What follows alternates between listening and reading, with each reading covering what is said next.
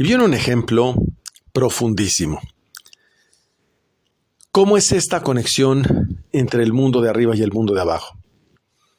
El ejemplo que pone el Zohar es el caso del profeta Eliyahu y la mujer del pan y la vasija de aceite.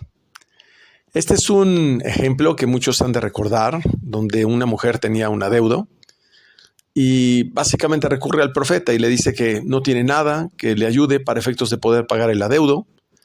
Y finalmente el profeta le dice que tome las vasijas, que el poquito aceite que tiene, que lo vierta sobre una vasija, y el aceite se empieza a multiplicar y a multiplicar hasta que finalmente se llenan y se acaban las vasijas. Todo este ejemplo está en Melahim, en el libro de Reyes, capítulo 17, versículo 8.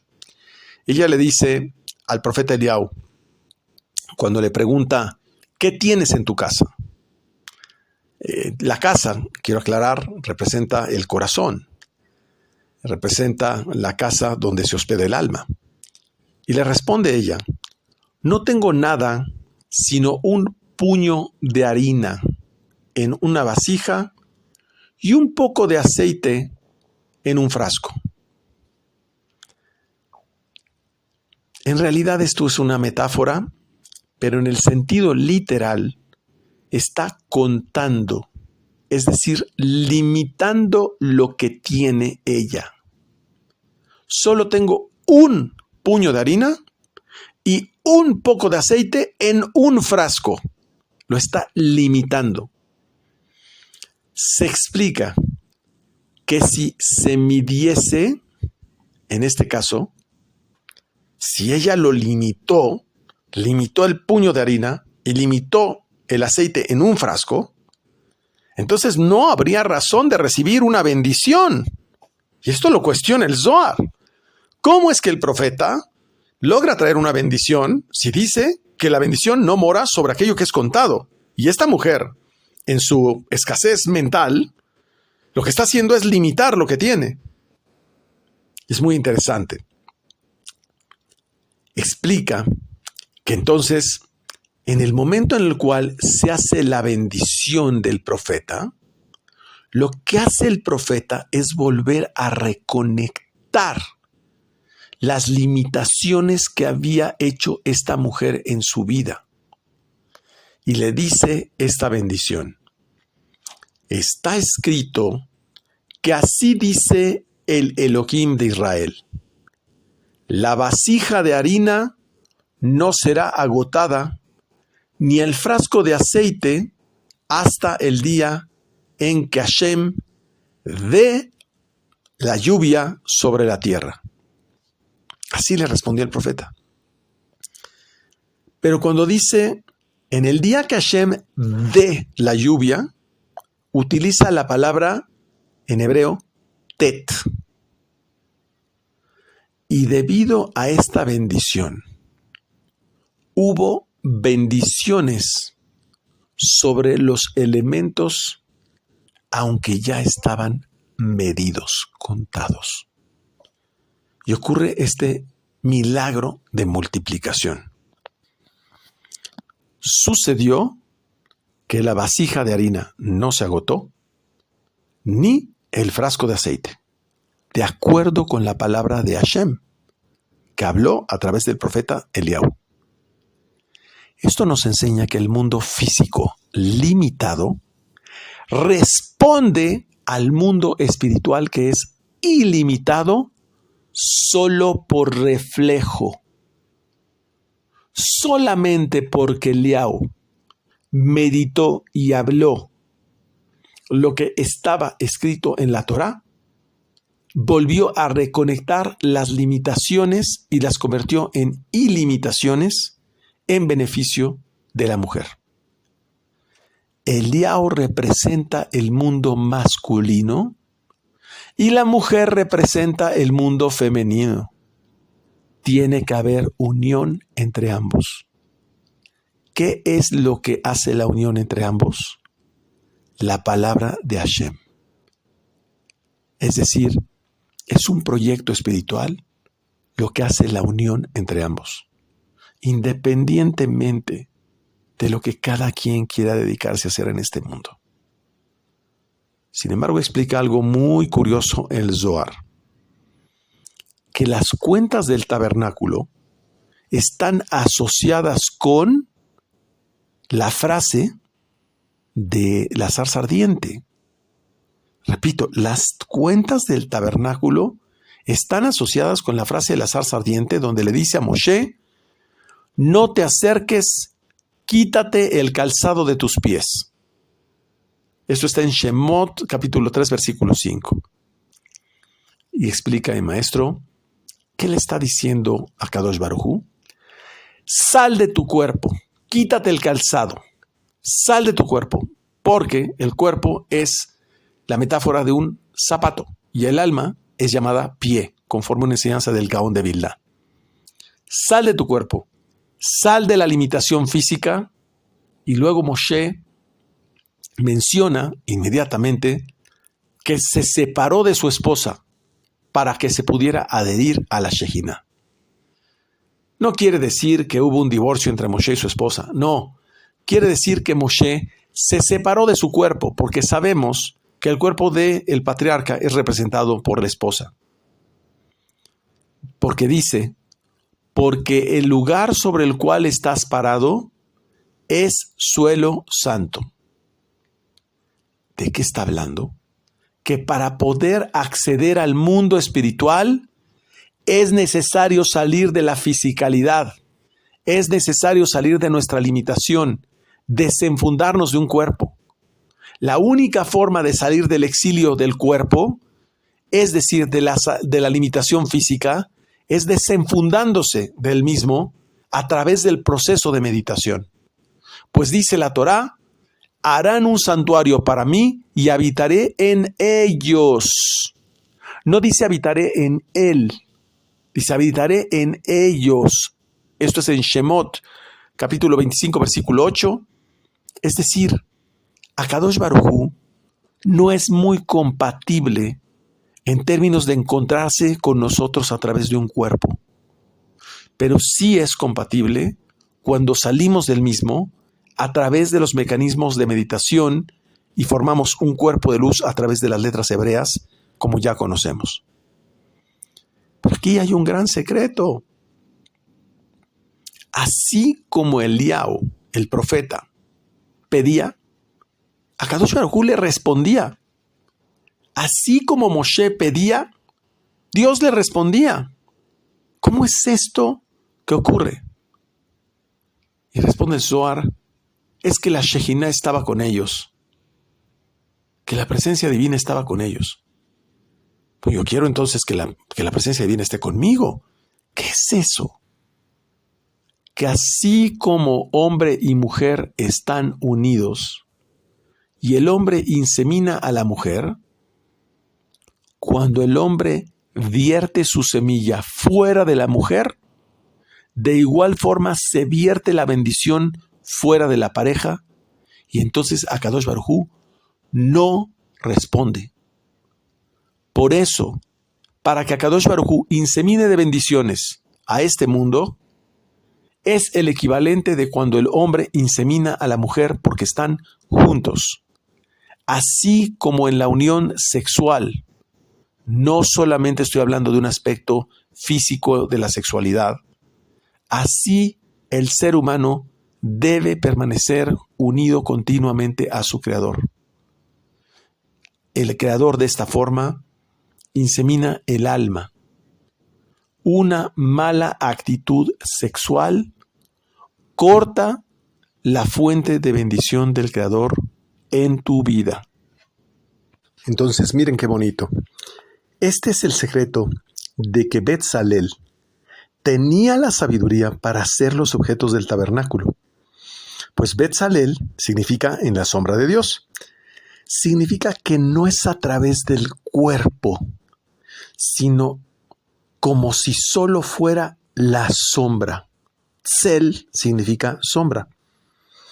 La esencia, lo que conectaba las cosas, era solo Gesed, el lado derecho, la clemencia. Y dice, de este lado construyó todo, y heredó la sabiduría para realizar todo el trabajo. Por ello, su nombre influenciaba sobre su papel en este mundo. Conectaba con el Gesed, columna derecha. Es decir, Betzalel representaba esa sabiduría para poder, como un reflejo, manifestar las cosas en este mundo, que es el Gesed. Todos nosotros tenemos un artesano como Betzalel. Y explica que en cambio, cuando dice la Torá, y él fue con Oliab, y con él fue Aholiab, hijo de Ahisamach, de la tribu de Dan. Entonces, sabemos que Betzalel venía de la tribu de Yehudá. Y todos sabemos que la tribu de Yehudá representa Malhut. Y Malhut es el lado izquierdo. Entonces, ¿por qué nos dice que Betzalel representaba el Gesed, el lado derecho? Lo vamos a saber más adelante. Pero lo que sí sabemos es que actuaba Betzalel y por el otro lado también actuaba Aholiab. Pero Aholiab venía de la tribu de Dan, que se refiere del lado izquierdo, juicio. Porque Dan viene de Din, que es juicio. Es decir, tenían que estar los dos lados. Se trataba del tabernáculo de abajo, que es Malhut. A diferencia del tabernáculo de arriba, que es puro Gesed, en el tabernáculo de abajo tienen que estar los dos incluidos, el lado izquierdo y el lado derecho. Juicio y clemencia, los dos. Eso nos habla que estaba Betzalel y Aholiab. Es decir, la construcción del tabernáculo inferior contiene dos piezas, masculino y femenino. Por eso se requiere que estén juntos. ¿Suena común? Masculino y femenino. Tienen que estar juntos. De otra forma, si están separados, viene juicio. Luego entonces, si hombre y mujer no están juntos, no hay shalom, no hay paz, no hay bendición. Siempre debe haber masculino y femenino. Maestro y alumno, igual.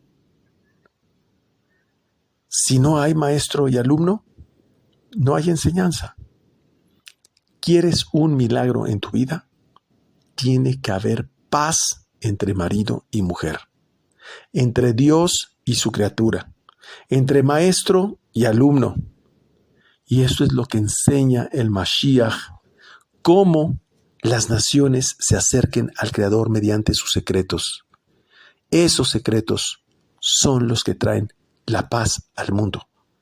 Por lo tanto, lo que distingue al Mashiach no es el nombre, ni la época, ni si es rubio, moreno, grande, chiquito, gordito, flaquito. No. Lo que distingue al Mashiach es que trae la paz al mundo a través de la enseñanza de los secretos del cielo. Y eso está todavía en un proceso por verse. En este momento entendemos que el mundo de arriba es ese sentido masculino que representa a Betzalel. Son los secretos del cielo. Esa es la parte masculina. Y Aholiab representa las ciencias, la parte lógica. Uno hace alusión al mundo ilimitado y la otra al mundo limitado. Betzalel hace referencia a la intuición y Aholiab a lo que es el mundo lógico y de limitación. Ambos eran necesarios para construir el santuario, pues la Cábala es lo que une ambas. Sin esto no hay unión. Sin Cábala hay divorcio. Sin Cábala hay separación. Por lo tanto, sin Cábala no hay santuario. ¿De qué estoy hablando? Si marido y mujer están juntos sin Cábala, lo que hay es una relación sexual carnal, física.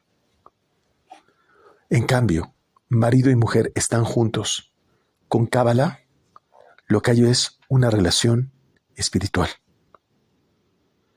Es la unión de la ciencia de la sabiduría y de la ciencia física. Cuando se unen, la humanidad reconecta el mundo de arriba y el mundo de abajo. Entonces habrá bendición y entonces habrá bienestar en este mundo. El mundo de arriba o mundo futuro, por eso se dice mundo por venir, está gobernado por fuerzas benéficas y del dominio de Akadosh Baruj Hu. Y el mundo de abajo está secuestrado por demonios. Pero hay un concepto donde dice que hay un punto medio. Repito, el mundo de arriba está gobernado por Akadosh Baruj Hu. Y el mundo de abajo está secuestrado por demonios, fuerzas muy negativas. Pero hay un concepto donde dice que hay un punto medio. Este mundo es llamado Shet-Ya. Repito, Shet-Ya. Y de donde el mundo se extiende en todas direcciones. ¿Qué significa Shet-Ya? Significa Dios fundó. Y se refiere a Yesod. Ese punto medio, que es Yesod, luego entonces el hombre tiene la capacidad de conectar desde su Yesod, desde su sexualidad, con el mundo del dominio del Creador o del mundo del dominio de los demonios. Con su sexualidad el hombre polariza. ¿Cuál es la intención? Si no hay Cábala, conecta con el mundo de demonios. Si hay Cábala, conecta con el mundo de la creación. Luego entonces explica el Zohar que existen como 3 círculos. Lo voy a explicar de una forma diferente. Vean cuánto detalle hace el Zohar enfatizando en la importancia de esta conexión. Son como 3 círculos. En el primero hay toda claridad y pureza. Se refiere al mundo superior, Atzilut. Luego, uno que no es clara y pura, pero es delicada y clara con respecto a la transparencia del polvo. Así lo menciona. Se refiere a Zeirampin con respecto a Malhut. Es decir, Zeirampin, que es el mundo intermedio entre Atzilut y Malhut, dice, es delicado y claro respecto a la transparencia del polvo, es decir, lo que sería totalmente oscuro, que es el mundo físico, Malhut. Y el último círculo, dice, es oscuro y su polvo es más espeso que el resto. Se refiere al mundo físico. Es como si fueran 3 círculos. Igual que el ojo, tiene 3 círculos. Si se fijan, tenemos la pupila, la cual está encerrada en otro pequeño círculo, y después ya viene el iris con todo el círculo exterior. Son 3 círculos. El primero hace referencia a Jerusalén, el segundo a Israel y el tercero al resto de la tierra. Pero analicemos, ¿qué tiene que ver Jerusalén, Israel y el resto de la tierra? No está hablando de la parte física, no está hablando del elemento geográfico.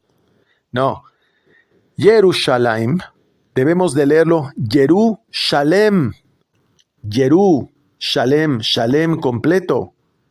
Aquel que tiene completa la visión de todo es llamado hermoso lugar porque tiene la visión del todo.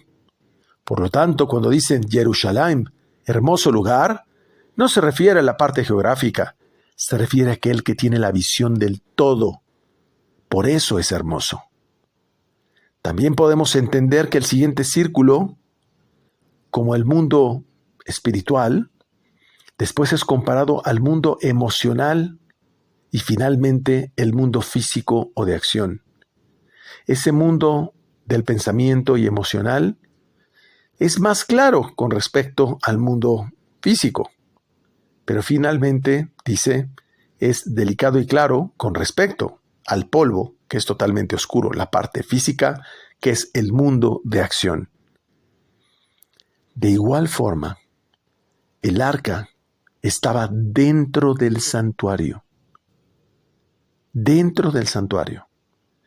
y solo los merecedores tenían acceso a ese hermoso lugar, encuentran la alegría del todo, explica el Zohar. Repito, solo aquellos que tienen un mérito tienen acceso a ese hermoso lugar.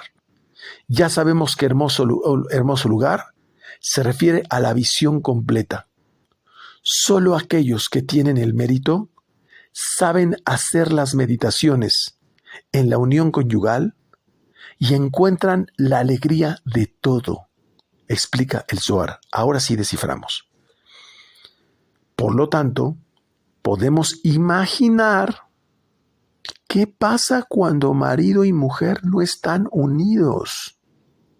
¿Qué pasa cuando marido y mujer no están en el mismo canal?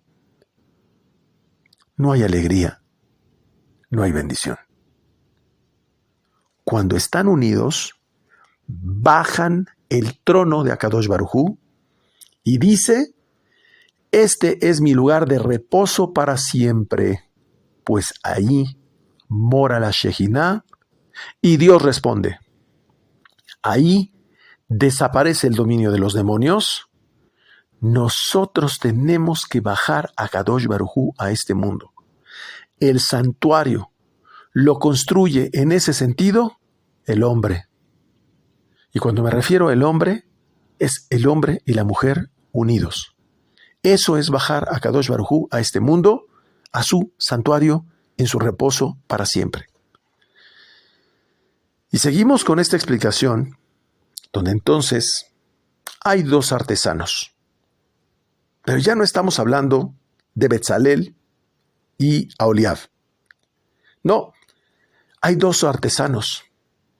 El hombre inicia la obra de abajo y Akadosh Baruj Hu que inicia la obra del templo de arriba, que es la creación del cielo y la tierra. Pero ya explicamos en su momento que Betzalel y Aholiab es la columna derecha e izquierda respectivamente. Por lo tanto, las cosas fueron contadas en el tabernáculo porque esto conformó la labor cuando fue terminada. Es decir, cuando están unidos es cuando se considera que esa labor es terminada. Ese conteo que se hizo sustituye a todos los eventos previos que existen en el mundo. Y se dice, se completó toda la obra del tabernáculo de la tienda de asambleas. Ya no dice el tabernáculo del testimonio. Ahora la Torá dice el tabernáculo de la tienda de asambleas. ¿Por qué cambió el nombre? Eso quiere decir que fue terminada la obra por sí misma. Y esta frase es paralelo, explica el Zohar, a la frase fueron concluidos el cielo y la tierra en Bereshit capítulo 2 versículo 1. Lo que también quiere decir que fueron concluidos por sí mismos. Pero en el caso donde dice, y terminó Elohim en el séptimo día, ahí quiere decir que las cosas fueron completadas, pero no se terminaron por sí mismas. ¿Qué quiere decir? Que hay cosas que son terminadas por sí mismas, donde Akadosh Baruj Hu actúa y lo hace en una forma directa. Pero hay otras cosas en las que el hombre tiene que participar, tiene que terminarlas, porque dice que tiene que ser hecho arriba y abajo, derecha e izquierda. La derecha se acaba por sí misma, pero la izquierda está incluida en la derecha. Es decir, a pesar de que las cosas que son en el mundo físico son un reflejo del mundo de arriba, requiere de una participación muchas veces del hombre para que éstas sean terminadas. Un ejemplo es la circuncisión, donde la Brit Milá, el hombre tiene que participar en terminar la perfección sobre sí mismo. Es decir, todos los sabios hicieron el tabernáculo, pero ¿cuál es entonces la necesidad de llevar todas las cuentas que hicieron en este? Cada cuenta confirmaba el trabajo hecho. Quiere decir que tiene que haber un deseo abajo y esto genera el trabajo de los mojín, de los cerebros o de los mundos de arriba. Ese deseo que genera la vasija para que se vierta la obra del mundo de arriba. Pero sin eso no es terminado entonces el trabajo, porque no hay deseo de recibir del mundo de arriba. Es decir, el deseo que surge en el mundo de abajo por unir el mundo de arriba con el mundo de abajo es lo que hace la diferencia para que se pueda completar una acción. De otra forma, nos explicaríamos, si finalmente Akadosh Baruj Hu puede hacer todo, ¿para qué hizo al hombre? Precisamente para que el hombre sea su avatar y pueda él terminar de hacer su obra. Por eso es que el hombre fue creado el sexto día. Por eso es que el hombre fue creado, sí, el sexto día. Pero fue creado eso que es llamado hombre. Por lo tanto, quiere decir que era prácticamente ya para entrar a Shabbat. Es decir, hombre, el verdadero hombre, es aquel que conoce el secreto del Shabbat. Es aquel que conoce el secreto de Malhut y de Binah. Es aquel que conoce la unión del mundo de arriba con el mundo de abajo. Ese es llamado hombre. Lo otro es un proceso. Será el Homo sapiens, pero no será todavía el Homo spiritus. De aquí podemos hacer una analogía interesante a la explicación de mi maestro, quien explica que hasta que el ser humano no baje el mundo de arriba al mundo de abajo, el mal no va a desaparecer. Y es que el mundo de abajo no tiene todavía un trabajo terminado. Hasta que nosotros hagamos ese trabajo y no hacemos bajar el mundo de arriba, por lo tanto, sigue habiendo esta situación caótica en el mundo. Y es que no entendemos que esta situación caótica es esa alerta, es ese indicador de que no estamos haciendo nuestro trabajo de bajar el mundo de arriba al mundo de abajo. Por lo tanto, siempre que hemos de actuar aquí en el mundo sin bajar el mundo de arriba, el trabajo no está terminado. Es llamado por el Zohar un trabajo incompleto, pues hasta que lo unimos, nuestro trabajo está completado. Pues por analogía, nuestro verdadero trabajo no es hacer contabilidad, no es hacer construcción, no es hacer biología, no. Nuestro trabajo es hacer bajar el mundo de arriba al mundo de abajo. Dice entonces en Isaías capítulo 33, versículo 6, y será la certeza de tus tiempos una fuerza de salvación, sabiduría y conocimiento. El temor de Hashem es su tesoro. Vamos a analizar esta frase. El secreto de tus tiempos se refiere a los tiempos fijados para el estudio de la Torá. Certeza se refiere a Malhut. Y el estudio de la Torá se refiere a Zeir Anpin.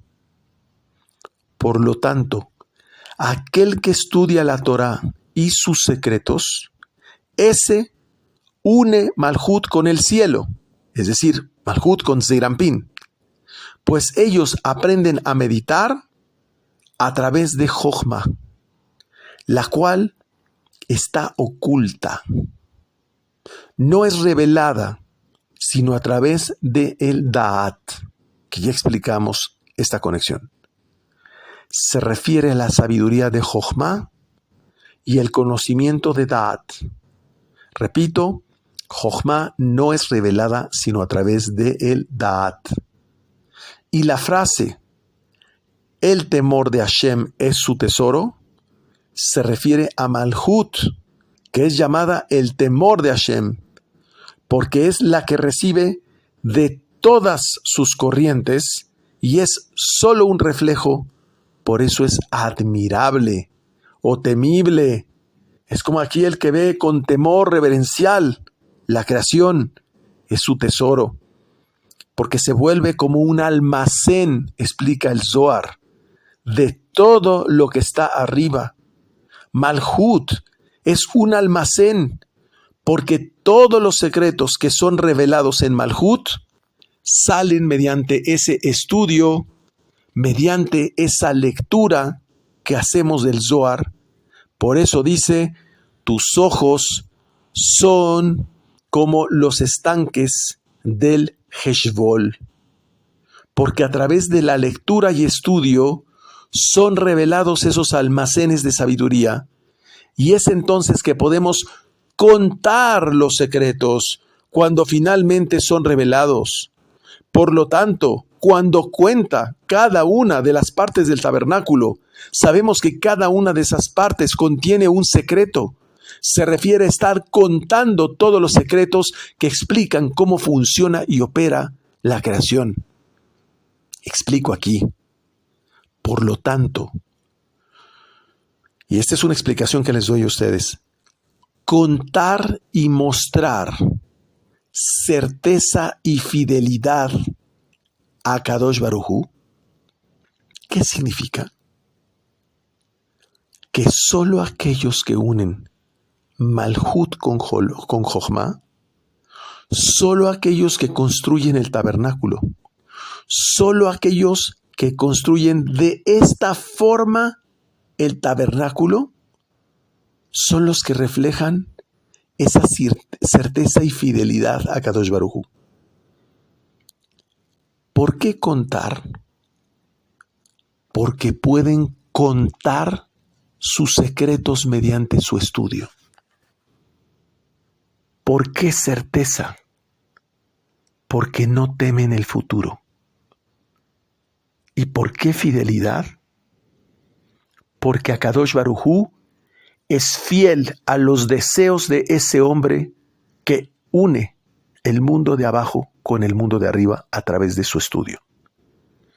Ojo, este es un hidush que no está explicado de esta forma en el sentido literal ni en un sentido interpretativo en el Zohar. Vuelvo a repetir. Contar, mostrar certeza y fidelidad a Kadosh Baruj Hu. Repito, puede ser contar, porque pueden contar sus secretos mediante su estudio. Tienen certeza porque no temen el futuro. ¿Y por qué fidelidad?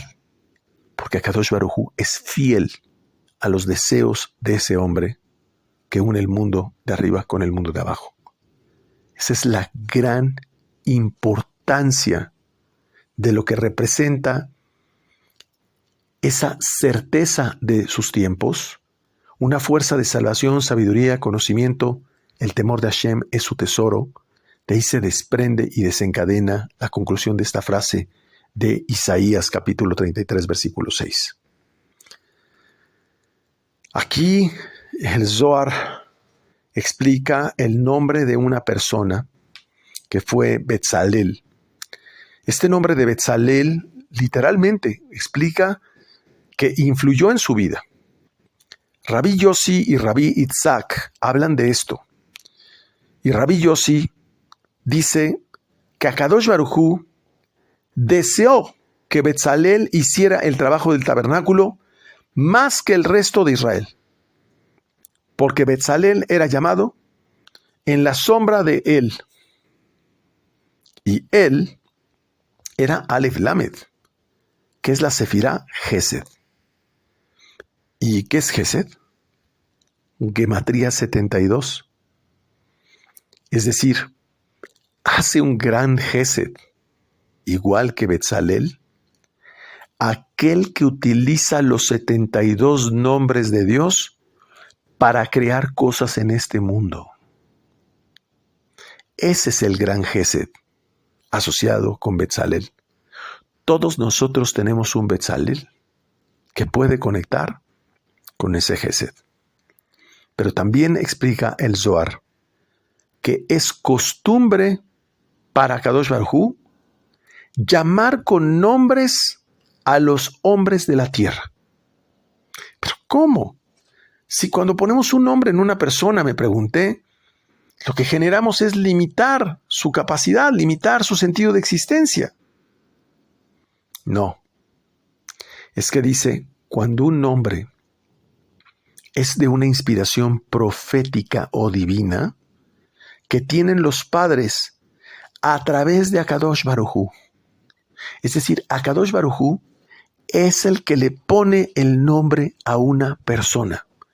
Porque sabemos que la profecía es aquel que habla a través de su boca de lo que quiere Akadosh Baruj Hu.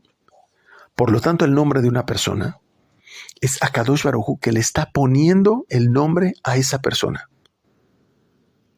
Y dice Rabbi Shimon Bar Yochai algo impresionante respecto a esto. Lo dice de una forma muy discreta el Zohar. A Betzalel su nombre le causó esto y fue llamado con ese nombre por su sabiduría. Por cuanto tenía inteligencia de corazón, le fue dado Jochma, Tebuná y Dat. Jochma, Biná y Dat. Pero, ¿qué es esta inteligencia de corazón? Lev, Jochma. Lev, inteligencia de corazón. Lev, Jochma. ¿Qué es Lev? Corazón. Sí, pero es que Lev es la Torá. La Torá empieza por Beit y termina por Lamed. Y si lo lees al revés, dice Lev. Es decir, conocía los secretos de la Torá para conectar con Jochma. Ese es Betzalel. Aquel que conoce los secretos de la Torá para conectar con Jochma, que es la meditación, ese es un artesano que es nombrado por Akadosh Baruj Hu como si fuera la sombra de él mismo para crear eventos en este mundo. Lo dice en una forma muy discreta, pero está hablando de algo muy serio. Betzalel, definimos anteriormente que representaba la derecha y Aholiab representaba el lado izquierdo. Bueno, pues en realidad no.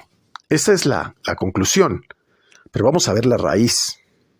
Betzalel era del lado izquierdo, porque era de la tribu de Yehudá, siendo de Malhut esa tribu. Pero Yehudá hizo Teshuvá. Yehudá se unió a Zeir Anpin, es decir, se unió al lado derecho. ¿Se acuerdan del capítulo de Yosef, donde Yehudá da su vida por su hermano? Ahí hizo Teshuvá. Fue clemencia pura. Entonces comprendemos que el tabernáculo fue construido en ese mismo orden, empezando del lado izquierdo, es decir, con objetos materiales, pero uniéndose a la intención del lado derecho. ¿Qué quiere decir esto? Que el hombre tiene un cuerpo durante la relación conyugal que manifiesta un deseo de recibir que proviene del lado izquierdo, pero el hombre tiene la capacidad de unirse a Zeir Anpin a través de su Yesod, y es cuando le une a través de la espiritualidad y lo utiliza como una herramienta para actuar por el lado derecho. Eso es para entender la metáfora tan profunda y, ojo, no lo explica el Zohar. Estas son horas de pensar qué significa esta interpretación donde dice que el tabernáculo fue construido en ese mismo orden y empieza del lado izquierdo uniéndose al lado derecho. Entonces, de la misma forma, la Torah es Tiferet, que es Yud He Vav He. Dice, pero empieza por el lado izquierdo. Claro, porque Tiferet recibe la emanación de Geburá, que es el lado izquierdo, y se une a la derecha, que es Gesed. Gesed es Abraham, Isaac es Geburá, y Jacob es Tiferet. ¿Qué quiere decir esto? Que la derecha puede con la izquierda, tanto en lo físico como en lo intelectual y en lo espiritual. Siempre puede el bien con el mal. Así como el cuerpo puede tener un gran deseo de recibir, el hombre es capaz de ayunar y tener dominio sobre su cuerpo. Así como en la relación conyugal, el hombre y la mujer tienen un cuerpo, son capaces de controlarlo para efectos de elevarlo y conectar con el Yesod del lado derecho. En otro concepto, dice el Shir Hashirim, capítulo 2, versículo 3. Me sentaba con deleite. Así dice el Cantar de los Cantares, capítulo 2, versículo 3. Porque es delicioso sentarse en el tabernáculo y deleita a la congregación de Israel, que es Malhut. Es decir, es un deleite el proceso espiritual que nace en este acto en sí mismo. Y la congregación de Israel se sienta bajo la sombra de él. La congregación de Israel se sienta bajo Betzalel. Este es el secreto de Betzalel. Ese que sabe hacer esto, ese que sabe sentarse en el tabernáculo y deleitar a la Shejina, es decir, saber utilizar su Brit, es como si fuera el propio Betzalel que recibe inteligencia de corazón. Y dice el Shir Hashirim, y su fruto es mi paladar. ¿Quién es el fruto? El fruto son las almas de los justos, que saben meter y sacar almas a este mundo de otros tzadikim a través del tabernáculo. Aquel que domina estos secretos en la relación conyugal es un justo que sabe hacer bajar almas de justos a este mundo. Dice en la Torá, Betzalel, hijo de Uri. La palabra Uri significa Ur, viene de Or, que es luz. Se refiere a la luz del sol, que es Tiferet. Hijo de Uri significa que es del lado derecho. Y luego dice hijo de Hur, que es el lado izquierdo. Porque Hur es Het Ur, o bien Het Or. Por lo tanto, todo el tabernáculo era de oro, que es juicio. Pero este oro estaba en un lugar de pura misericordia. Ese es el secreto de la frase: todo el oro ya estaba preparado y labrado arriba. Por cuanto el tabernáculo hay juicio y misericordia, dependiendo de cómo actúa el hombre. Si el hombre sabe bajar la misericordia de arriba, ya está preparado y labrado el oro arriba. Pero si no sabe cómo bajarlo, se convierte el oro en din, en juicio, en este mundo. Pero aquí hay un secreto más profundo, que cuando estaba estudiando este versículo, le pregunté a la Neshama Yeterá, y le dije, ¿qué más hay en esto? Y después, prácticamente por estudiar casi una hora este concepto, me tardé mucho en comprender qué significaba esto de que en el tabernáculo había juicio y misericordia. Y me explicó, es que solo cuando contamos las cosas que ocurren en Malhut, solo cuando contamos los eventos y situaciones de este mundo, eso está aparentemente lleno de rigor. Mas en realidad es imposible ver la infinita misericordia que rodea cada uno de esos eventos. Pero ese mirar de ambas cosas solo está reservado para los justos, que son capaces de unir ambos mundos.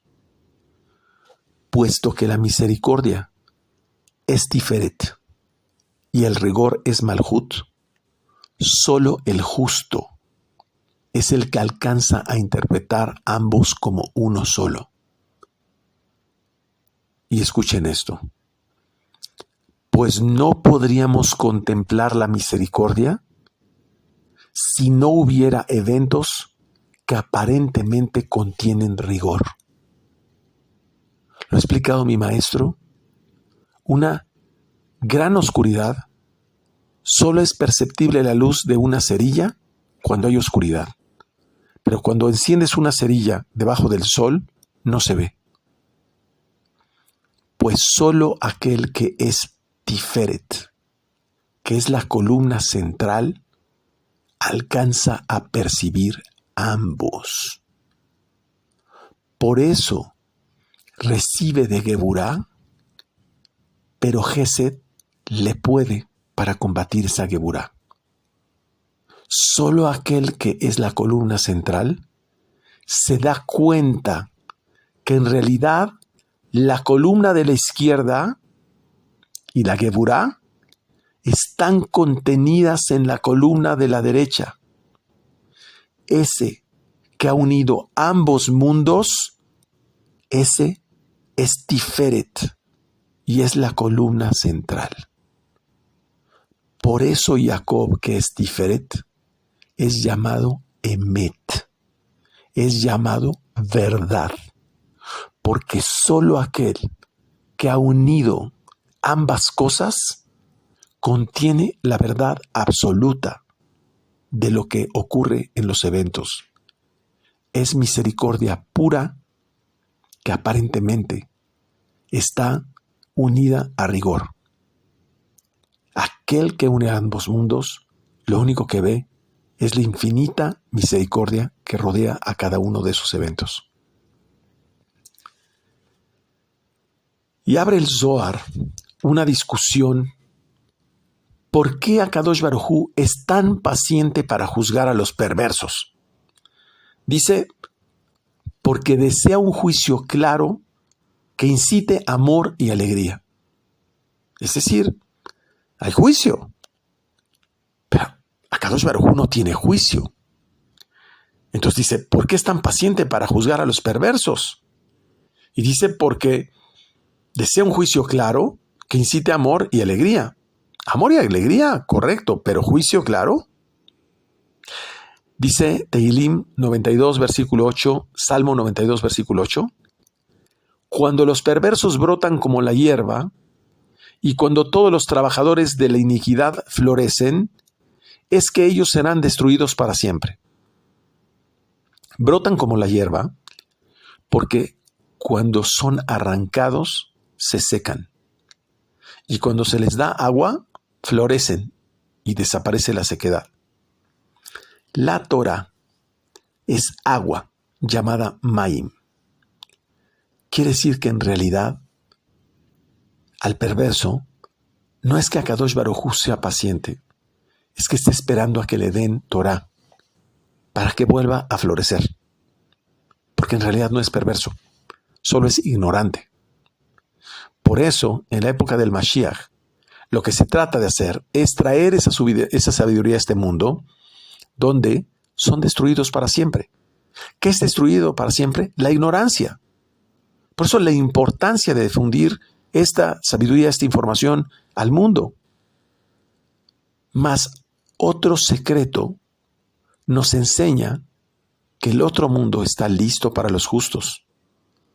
Por eso es indispensable mantenerse en el estudio de la Torah. En otro tema, aparentemente, y esto es muy interesante, porque siempre interpretamos la parte de la derecha de Akadosh Baruj Hu, del bien, el mundo de arriba. Bueno, en otro tema muy diferente, pareciera que los sacrificios que hicieron Balak y Bilam no habían hecho daño al pueblo de Israel. No sé si recordamos esa escena. En ese tiempo, pues sí tuvieron poder sobre Israel. Y por medio de su sacrificio, en realidad causaron 24,000 muertos entre la gente de Israel. Pues fueron asesinados. Que cada varón mate a sus hombres que se adhieron a Baal Peor. Así lo dice la Torah. Y esto está escrito, lo pueden hallar en Bamidbar, capítulo 25, versículo 5. Y dice, y aún ese sacrificio causa infortunio a Israel. Este rey, Balak, y este hechicero, Bilam, ofrecieron 42 sacrificios en total. ¿Suena similar, 42? Igual que el Ana de Joach. Pero del otro lado, dice el Zohar, que los llevaron del otro lado. Esos sacrificios fueron llamados maldición de Israel. Y ahí, por eso le decía Balak a Bilam, vamos, maldícelos. Todo esto es una interpretación que los sacrificios eran llamados maldición de Israel. Y ahí podemos constatar que el mal sí tiene una fuerza igualmente poderosa, salvo cuando Israel está unido y apegado a la derecha. Ahí no hay mal alguno. De otra forma, ese sacrificio del lado izquierdo sí cobra su efecto. Y todo está delante de Akadosh Baruj Hu, tanto lo bueno como lo malo.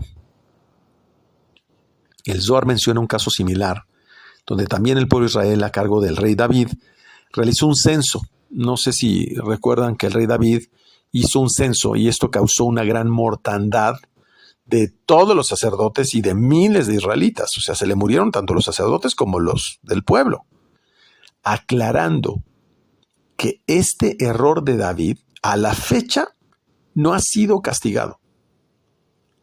Pero lo que sucede es que este evento está ligado con la frase todo el oro que fue usado en la obra. En Shemot capítulo 38 versículo 24 y pregunta, dice, todo el oro que fue usado en la obra. O sea, ¿cómo que usado? ¿Por qué no utilizado? Es decir, como si el mismo oro se hubiera gastado o como si fuera mal utilizado. Y justamente es que dicha expresión hace referencia al oro que fue visto por Akadosh Baruj Hu ser donado para el becerro de oro. Y es que el oro que habían dado anteriormente para el primer tabernáculo fue tomado como un remedio anticipado para cuando dieron el oro de sus orejas, los zarcillos, para el becerro. Es decir, Akadosh Baruj Hu usó ese oro como un anticipo para expiar lo que estaba sucediendo del becerro de oro. Por lo tanto, en el siguiente tabernáculo, todo oro fue proporcionado a Betzalel. No lo aportaron las multitudes directamente, sino todo el oro fue aportado a Betzalel, que representa el aspecto de Malhut. Otra vez dice hijo de Uri, hijo de Hur, de la tribu de Yehudá, porque dice que toda la obra del tabernáculo fue hecha por la obra de sus manos. Ya no fue de la obra de las manos de todos, sino solamente a través de la mano de Betzalel. Es decir, Moshe solicitaba y alistaba todo y Betzalel lo elaboraba físicamente. Y dice el Zohar, eran como si Moshe y Betzalel fueran uno. Uno representaba a Tiferet y el otro representaba Yesod. A saber, esto forma el Shem, el nombre, Yud Shin Hei Dalet Vav Yud Hei, que es la unión de Yud He Vav He con Shaddai. Y este es el Shem que medita el hombre en la relación conyugal para materializar la meditación. Por otro lado, Betzalel representaba la derecha, o sea, el Gesed, con respecto a Oliab, quien representaba a la izquierda, el juicio, pues Aholiab era hijo de Ahisamab, de la tribu de Dan, juicio, ya lo explicamos, en Shemot, capítulo 38, versículo 22. Pero ojo, nos quedamos cortos en una explicación que vamos a depurar. Primero dijimos que Betzalel representaba el aspecto de Malhut, y después decimos que Betzalel representaba Yesod. ¿Cómo fue que sucedió esto? Ya lo explicamos anteriormente en una forma ligerita, pero lo vamos a profundizar. Cuando la frase, todo el oro que fue usado en la obra, repito la palabra usado, y agrega la Torá, en toda la obra del lugar, y dice del lugar santo, en Shemot capítulo 38, versículo 24. Hace referencia a que todo el oro que fue usado en la obra, dice, en toda la obra del lugar santo, se refiere a todo lo que sucedió en el becerro de oro. Pues en Malachim, capítulo 2, versículo 23, en el relato del profeta Elisha, se refiere a que subió a Betel y que cuando iba en el camino, unos muchachos jóvenes se burlaron de él. Eso dice la parte de Malachim. Cuando menciona la palabra jóvenes, este relato, la Torá se refiere a personas de poca fe y culpables de acuerdo a la ley de este mundo y del mundo por venir. Es decir, alejados de la Torá y que incurrían en Zera Levatala, podemos interpretar. Y al decir salieron de la ciudad, La palabra ciudad se refiere a Malhut. Dice en el relato que el profeta Elisha se volteó a su espalda y los miró. No sé si recuerdan ese evento donde la mujer de Lot se voltea a su espalda y los mira. Tiene mucha relación. Quiere decir que el profeta miró hacia atrás. ¿Pero por qué los miró hacia atrás? Porque miró hacia atrás para ver si se arrepentían. A diferencia de la mujer de Lot, que miró hacia atrás para ver si verdaderamente se había perdido lo que tenía. Pero ¿por qué miró Elisha? ¿Por qué los miró a ver si se arrepentían? Miró que habían sido concebidos esos jóvenes en la noche de Yom Kippur. Es decir, habían sido resultado de una relación sexual totalmente ilícita. Eso equivale al texto donde dice, Aarón se volteó y los miró. Fíjense qué casualidad. La Torá dice, Aarón se volteó y los miró, y también dice que Elisha se volteó en su espalda y los miró. Como que es un suceso demasiado similar, significando que cuando Aarón se volteó y los miró, en el episodio de la lepra, los vio que ellos estaban destinados a causar mucho mal a Israel. Y por tal motivo menciona en el segundo libro de Reyes de Melahim, capítulo 2, versículo 24, que dice la palabra dos en femenino, osos en masculino, despedazaron a 42 niños. ¿A qué es este hecho tan terrible? Se refiere a que esta matanza de estos niños ocurrió para contrarrestar la impureza de los sacrificios que hizo Balac. Estamos hablando de que de la misma forma como existe una fuerza de la derecha, también existe la de la izquierda. Así como hubo un tabernáculo con total pureza, así también existió un becerro de gran impureza. Por eso los Erev Rav clamaban un becerro que comiera pasto, haciendo referencia a la reencarnación del alma de Balac. Para que vean qué profunda está esta explicación del Zohar, me llamó mucho la atención. Hay un concepto muy interesante que explica el tema del oro, el cobre y la plata, utilizado en el santuario. Todos los objetos de oro y cobre eran móviles. Las vasijas, los tenedores, o sea, todo eso era móvil. Pero dice que las bases eran de plata y por ende las bases no se mueven. Por el contrario, representan algo fijo. Dice en Shemot, capítulo 38, versículo 24, el oro de la ofrenda móvil.